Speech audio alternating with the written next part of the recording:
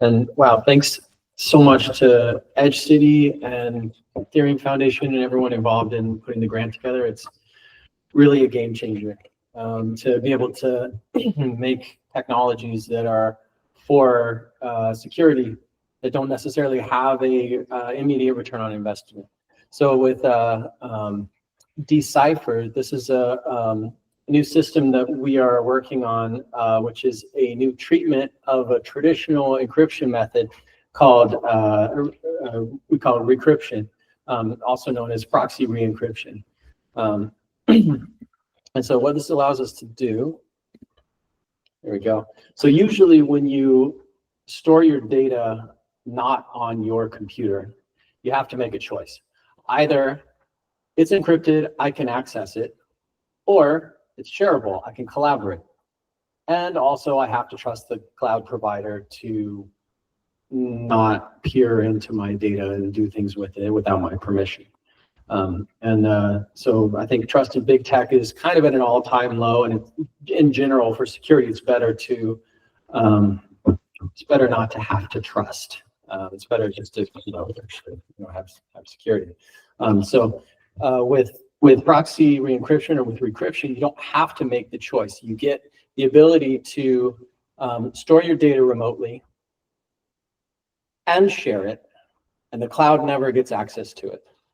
For the first time, we're implementing this algorithm in a quantum-resistant fashion using lattice-based cryptography, which doesn't fall victim to the prime number factorization attack.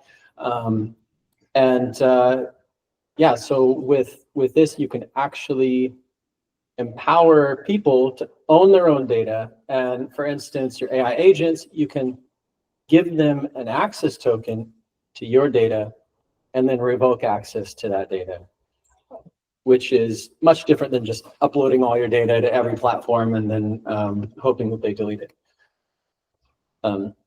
So the way that this works is it's kind of like a magic safe. So imagine where you are able to encrypt your data to you, but I would like my friend to be able to access the data. And so what I do is I'm able to set up a proxy that re-encrypts it so that my friend can have access to it when they request it in such a way the cloud never gets access to it. So it's kind of like having a secure envelope, being able to wrap it up in another envelope and then kind of magically open up the envelope while it's inside it, as long as it's encrypted. So it's like a, yeah, it's a type of homomorphic operation. Pretty cool. Okay, so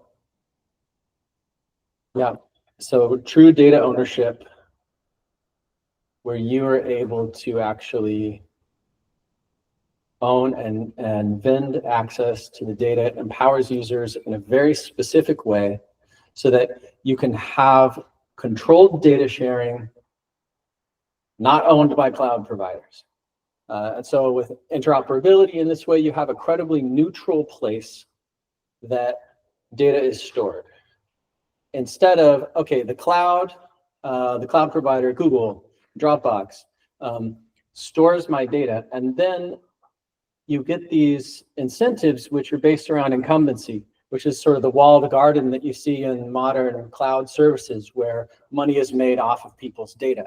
Money is made off of being able to hold the data and being able to have some kind of special access or make it difficult for other people to fully utilize the data. So they say it's your data, but really the cloud provider is owning it. So this actually changes the paradigm where you own the data, you allow the service to use your data for as long as you wish. Yeah, so this allows full interoperability where it's not like you have to have a intricate mesh of API calls. You have one place which you own that has the data, and then all the services are able to access it. And from one kind of control panel, you're able to revoke access rather than having to go into everyone's settings separately.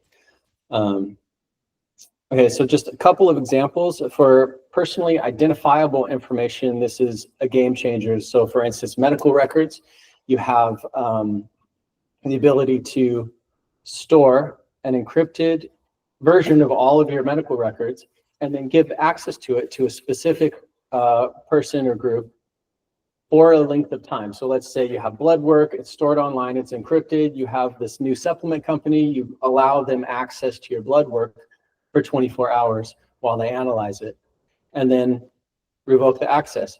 Location sharing, your GPS data, I'm not going to send that to Meta, but it would be nice to be able to have a trail of where I'm at that's accessible only to the people who I've already marked as trusted.